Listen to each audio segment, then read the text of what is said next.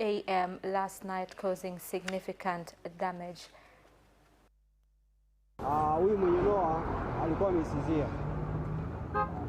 Amekutana na semi, akaigoka ile semi. Baada ya hapo ikapoteza mwelekeo, kaja kunivaa mimi.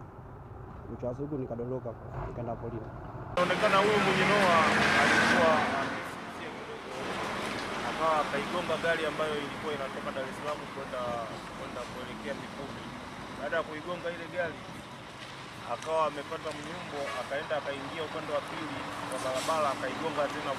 Kwa niaba ya ofisi ya mganga mkuu wa hospitali, napenda kukiri tumepokea majeruhi wa ajali ya Noah iliyotokea mbugani katika barabara kuu ya Iringa Morogoro majira ya alfajiri ya leo tarehe 7 mwezi wa 6 2023. That story, apologize for the mixture of footages. That story was about 8 people injured after a Noah vehicle they were traveling collided with a lorry in Mikumi National Park along the Morogoro-Iringa Road. The accident that occurred around 3 a.m. caused a congestion of vehicles along the road until 7 in the morning when the road became passable. Moving on, the next story, President Dr. Samia Suluhu Hassan has said that fire after payment of compensation to residents who are moving to pave way for the Liganga and Mchuchuma strategic project in Ludewa district, Njombe region. Implementation of the project will start with employment creation and revenue collection being among priorities.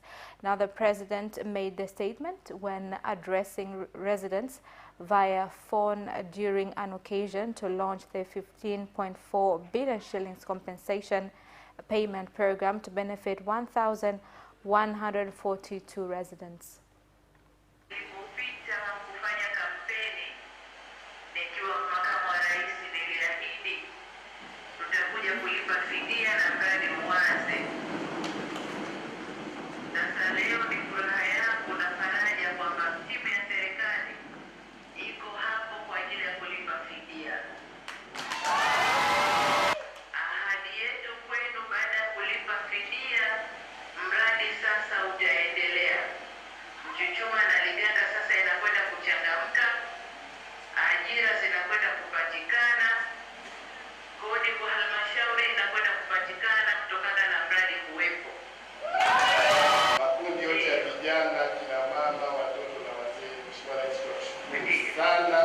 sana, umeheshimisha nchi, umeheshimisha wanajombe, umeheshimisha wanaludewa. Watu wote walioko hapa wanakuombea, wanakushukuru. Kwa mradi huu unaenda kuweka alama si tu ya utumishi wako, lakini alama ya nchi yetu hapa. Kama nchi tulikuwa na mradi mkubwa, unaweza kuzalisha ajira, ukazalisha pesa, lakini ukazalisha malighafi ambazo zitasaidia. Shikamana na elimu uliyopewa ya fedha, itakuvusha salama. Na waomba sana kila mmoja, na mabenki yetu yako hapa, wote ndani ya siku 5 tutakuwa tumeshapata fedha zetu wote. Members of Parliament have approved the more than 15 trillion shillings budget estimates of the Ministry of Finance and Planning for the 2023-2024 financial year, with a call to the government to review financial systems in the country. Mheshimiwa Naibu Spika, changamoto za mifumo hii bado ni nyingi. Utakuta makusanyo mengi yanafanyika nje ya mifumo. Mheshimiwa Naibu Spika, mifumo yetu bado haisomani kama walivyosema wenzangu, lakini vile vile hata mapato yale yanayokusanywa, Mheshimiwa Mwenyekiti, Mheshimiwa Naibu Spika, yanacheleweshwa kupelekwa benki, lakini vile vile mengine hayaendi benki kabisa. Taarifa inaonyesha kwamba katika mzunguko wa fedha mpaka Desemba 22, mzunguko wa fedha ulio rasmi katika nchi yetu, pesa zinazopita kwenye mabenki na zinazopita kwenye mobile wallet, yani hizi M-Pesa, Tigo Pesa na nini, ni kiasi cha shilingi 30 kati ya shilingi 100. Hadi Aprili 2023, wizara imechukua hatua mbalimbali ikiwemo kudhibiti mapato na matumizi ya serikali pamoja na mali za umma. Hatua hizo ni pamoja na kuimarisha doria kwenye mipaka yote nchini ili kudhibiti ukwepaji kodi na biashara za magendo, kuendelea na kuboresha na kuhimiza matumizi sahihi ya mifumo ya tehama ili kudhibiti uvujaji na upotevu wa mapato. Now, conservationists of antiquities and cultural attractions in Lake Zone have called on the Ministry of Natural Resources and Tourism to put in place security as well as to take legal action against people who steal cultural artifacts of ritual ceremonies. Hii hapa ramani ya Afrika, jiwe la ramani ya Afrika, ndivyo nyofolewa vipande sehemu hii huku ambayo ilikuwa inaonyesha sehemu ya Afrika ya Mashariki. Hapa sehemu imemegwa na huku imemegwa kidogo. Kwa hali hiyo tulikuwa tunaomba kama kijiji na sehemu ambayo sanamu hizi zipo tusaidiwe na serikali au halmashauri ya. Lakini pia tunahamasisha utalii wa ndani na pia sasa hivi tuna zao la utalii wa utamaduni ambao tunapenda kuhamasisha wadau wa sekta binafsi waweze kufungua vivutio vya utamaduni, utalii wa utamaduni.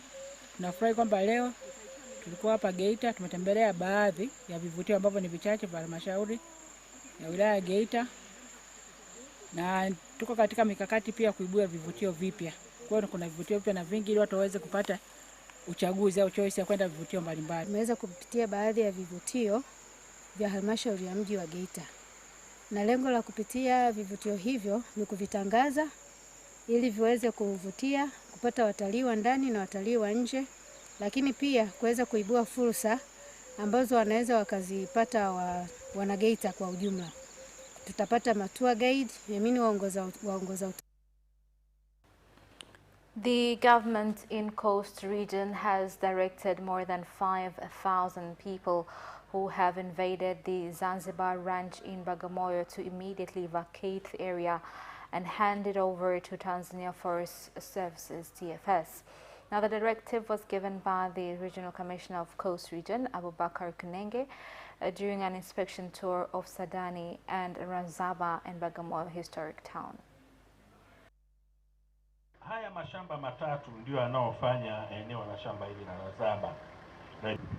Maamuzi yangu leo, wananchi wote mliomo katika eneo hili la ranchi ya Zanzibar Bagamoyo Razaba mnatakiwa kuondoka mara moja kwa kuwa eneo hili ni mali ya serikali. Kuweza kuyafanyia kazi pamoja na wataalamu wa halmashauri. Tukushukuru sana kwa kuweza kufika kwako. Mimi nimefurahi sana. Kwanza binafsi, maamuzi yaliyokuja ni ya haki, serikali imetenda haki katika yote ambayo umeagiza. Naomba watendaji ambao wamepewa majukumu haya wayatekeleze. The National Environment Council Namkin Southern Zone has incinerated 600 kilos of plastic bags and 5 tons of expired chemicals with a call to industry owners and society as a whole to follow environment management laws in order to safeguard people's and other species' health. Kwa wiki hii kwa ujumla wa kiasi cha taka za plastiki tulizoteketeza ni kilo 600, lakini vile taka ambazo ni mbolea ambayo zimeisha muda wake ama kemikali zilizoisha muda wake kwa ajili ya matumizi ya korosho tumeteketeza jumla ya kiasi cha tani 5. Katika kanda ya kusini tumeweza kusimamia uteketezaji wa kemikali hizi katika kampuni mbalimbali ambapo tumeweza kuteketeza tumeteketeza kemikali za kampuni ya Pan African Energy ambayo kampuni iko kisiwa cha Songosongo wilaya ya Lindi, lakini pia tumeweza kuteketeza kemikali za Gasco Gas Company Limited ambayo na yenyewe iko katika kisiwa cha Songosongo mkoa wa Lindi. Kama Dangote tunashirikiana sana na agency za serikali kuhakikisha kwamba tunateketeza zile taka hatarishi ambapo zinakuja kwa vibali maalum, kwa sababu hatuwezi kukusanya kila takataka na kuchoma ambazo ni hatarishi. Tunategemea sana kupata mwongozo kutoka NEMKI au ofisi ya mkemia mkuu ili kuhakikisha kwamba taka hizo zina vibali, then tunaweza tukazichoma katika eneo letu. The international community has supported efforts being taken to improve health services in Kigoma region by building maternal wards in 17 dispensaries, as well as provided various medical facilities and ambulances for patients in rural areas, as well as those affected with influx of refugees. To the Health Basket Fund, I see Switzerland, along with Ireland and others, contribute to this fund. And we also have colleagues from the US who are a major player in the health sector. All this support is to enable services, good quality services, take place in the hardest to reach places, and I think Kagondo is part of the hard to reach places. You'll agree this is unacceptably high, and practical solutions need to be sought. Today we've gathered here as partners, as friends of Kigoma, to be part of that solution, to prevent mothers from dying while giving birth. We're here to witness the handover of newly constructed maternity wards built by UNFPA through the Kigoma Joint Program.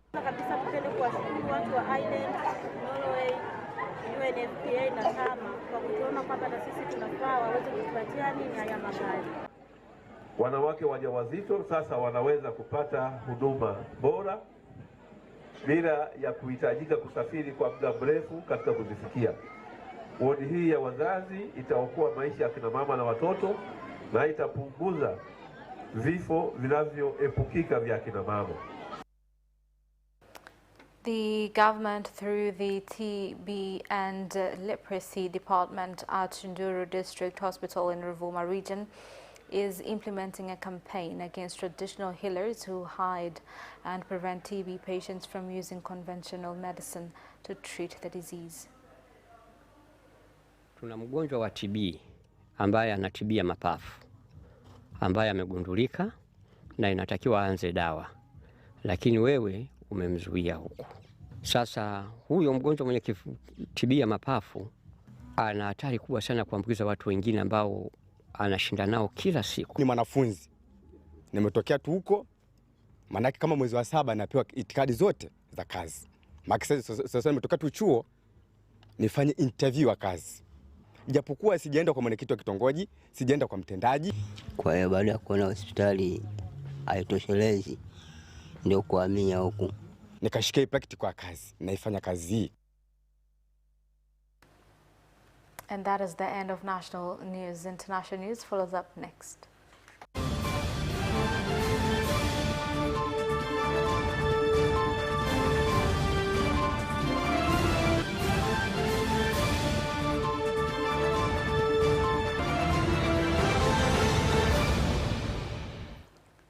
Welcome back, and in international news. The Ministry of Interior, Security and Community Development in Burundi has suspended indefinitely the main opposition party CNL from conducting any activities with the party, saying the measure is a violation of laws.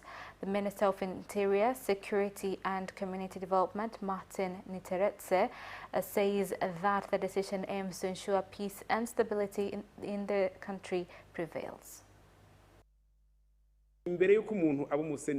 Kabla ya mtu kuwa senel ima chama kingine chochote cha kisiasa, kwanza ni raia, na sisi jukumu letu ni kuwalinda raia wote. Sisi tunasimamia maslahi ya raia wote, ila tunawatolea wito wanasiasa, viongozi wa vyama waweke demokrasia kwenye vyama vyao. Lakini nikiwa namfahamisha, mwambie tekeleza kanuni za ndani ya chama. Wataruhusiwa kufanya mikutano ima kongamano kwenye mikoa pale atakapo tuonyesha utashi wa kuondoa mgogoro ulioko kwenye chama. In Kenya, Azimio la Umoja opposition coalition leader Raila Odinga has called on Kenyans to be ready for nationwide protests if the government will not bring down the cost of living. Raila Odinga made the statement at Chungwa House when he met members of the Gusii community living in Nairobi. The opposition leader said that on Thursday he would address the nation on the conventional finance bill of the 2023. Gharama maisha imepanda kwa Wakenya. Hali ya uchumi iko mbaya. Sasa sasa wanaleta mpango mpya ya pesa, finance bill, ambayo sasa wameongeza. Wacha hiyo mambo suri ya manyumba hiyo. Kuna mingi ambazo zimeongezwa ndani ya hiyo bajeti, ambayo ikitekelezwa hali ya maisha itakuwa mbaya zaidi kwa Wakenya. Ndio sababu tumesema hii serikali ilisema ni hustlers, mama mboga. Finance bill ikishapita bunge, petroli itapanda 16%. Petroli ikipanda ni kila kitu kitapanda bei. Sasa hivi unakuta bei ya bidhaa muhimu tayari ziko ghali. Unga wa sima, unga ngano, sukari, maziwa, mafuta ya kupikia, maharagwe. Miongoni mwa bidhaa muhimu ambazo zinatumiwa kila siku tayari ziko ghali. Lakini finance bill itakapopanda, bidhaa hizi zitaongezeka maradufu na maisha kuwa magumu zaidi. This week, a major climate meeting is taking place in Bonn, Germany. The event brings experts from around the world together to discuss and prepare policies ahead of the COP28, which takes place later this year in Dubai. For more on this, let's join DW correspondent Arthur Sullivan. Arthur, what is the significance of this gathering and how does it differ from the main COP meetings? So this 10-day meeting in Bonn will lay much of the technical groundwork ahead of COP28, which takes place in Abu Dhabi later this year in December. Now, the COP meetings, as we know, they're the big annual global UN conferences which bring politicians around the world together to assess progress in dealing with climate change and where they try and often fail to reach agreement on ways to fight it. But there are always these meetings beforehand, like this one in Bonn, which tries to set the agenda ahead of the bigger ones. Now, these meetings are generally not attended by politicians, but rather by climate diplomats and experts. And there are around 200 governments represented this week in Bonn in one way or another. Now, they're going to try and do the preparatory work before the politicians meet later this year to negotiate and decide on the main issues. And those participating in these meetings will typically try to prepare the questions and the decisions which the politicians will then ultimately decide upon at the main COP event. Now, one of the big developments from the last COP meeting, COP27, was agreement on a fund to pay poor countries for some of the damage caused by extreme weather. Will we get more details on the fund from this meeting? Right, so that COP27 summit in Egypt last year was quite a tense gathering, and many felt there wasn't enough agreement on various issues. But as you said, one of the big agreements which was struck related to this fund, which richer nations would in theory pay into to help poorer countries which suffer directly from the effects of climate change and extreme weather, as you said. And it was agreed at the time that the fund would be up and running by the time COP28 got underway, and that the contributors, the recipients, they would all be determined by a committee of countries. Now, much of that work will have to take place over the next 10 days in Bonn, but realistically the most difficult decisions on it will still be left off until the big gathering in Abu Dhabi. And it's important to say there are no guarantees on this fund. Before any money changes hands, lots of things will still have to be agreed, apart from the obvious question of who gets the money, the circumstances of when they would get it, the amounts they would get, that all still has to be determined. But at the very least, the meeting in Bonn should give us a clearer idea of what each country expects from the fund and how it's going to operate. Finally, COP28 will take place at the end of the 2023. What are the other key issues does this meeting in Bonn hope to address before that gathering? Well, when it comes to COP, the big issues tend to carry on into the next year, and the big issue from last year is still the big issue this year, and that's really about the use of fossil fuels and how quickly or dramatically they should be phased out or not. Now, last year, big fossil fuel producers such as Saudi Arabia, Russia and others very strongly argued against and indeed successfully resisted attempts to reduce the use of all fossil fuels and to step up the pace of cuts to emissions. And it's clear already that many of those divisions from last year are evident in Bonn and will be still evident at COP28 later this year. Now, many of the major oil and gas exporters, and that group includes the USA, simply don't want to cut the use of fossil fuels completely. And one of the biggest sources of tension in Bonn, which is significantly dampening enthusiasm and optimism over what can ultimately be agreed later this year, is the question of the host itself for COP. Now, the COP28 president is Sultan Al Jaber. He's the head of the UAE oil company ADNOC. And many have criticised the fact that such a prominent figure from the fossil fuel oil industry is in such a key position, saying that it underlines the essential influence that the fossil fuel industry has on these climate discussions. Thank you, Arthur, for the update. And that is the end of International News. Business News follows up next after this short break. Be right back.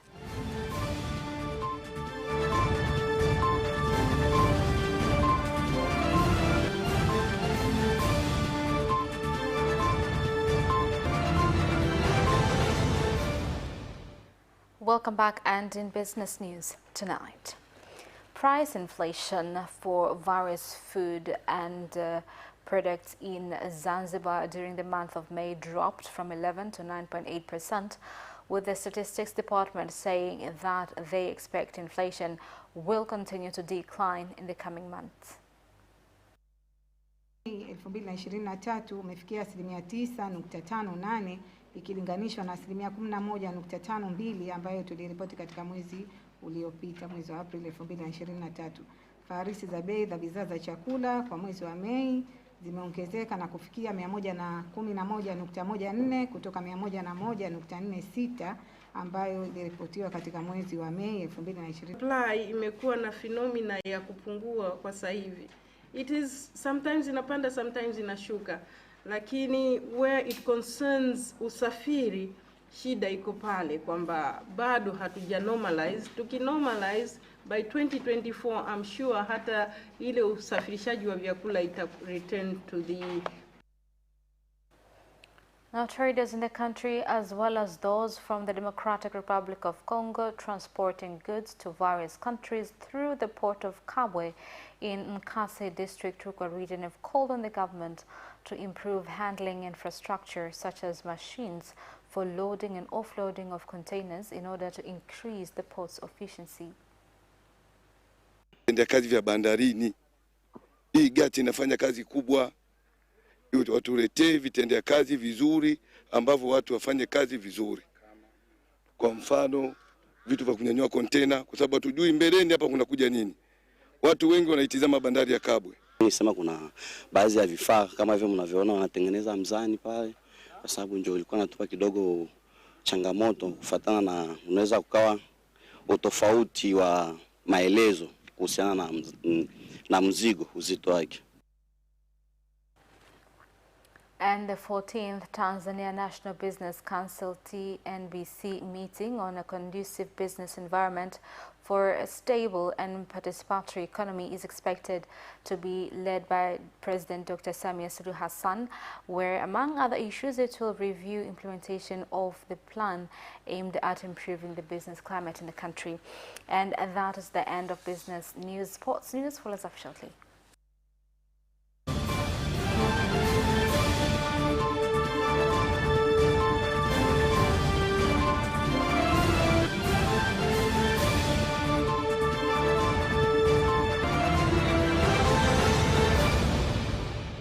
Welcome back, and in sports news, 55 medals and a new trophy will be awarded to the 2022-2023 NBC Premier League champions Yanga after their final game against Tanzania Prisons on June 9th this year.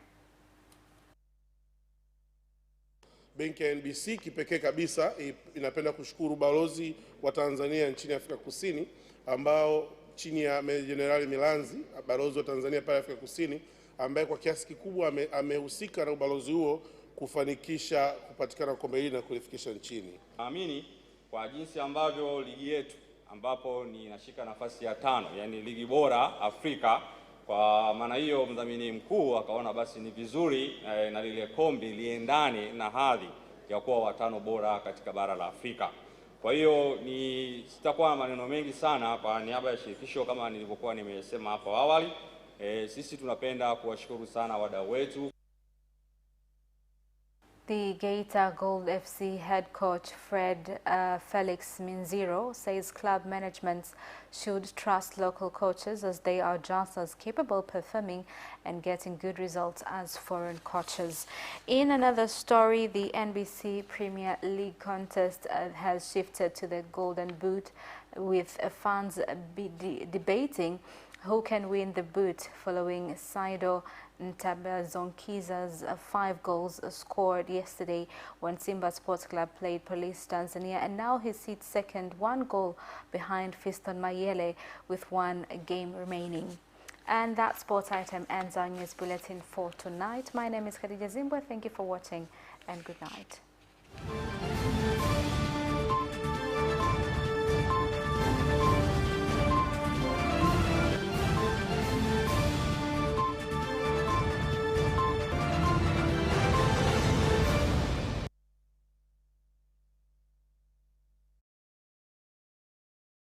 Watch Capital News at 9:30 and get updated on what is happening in Tanzania and around the world on political, social, and economic issues and events, without forgetting business and sports news. You can get it all right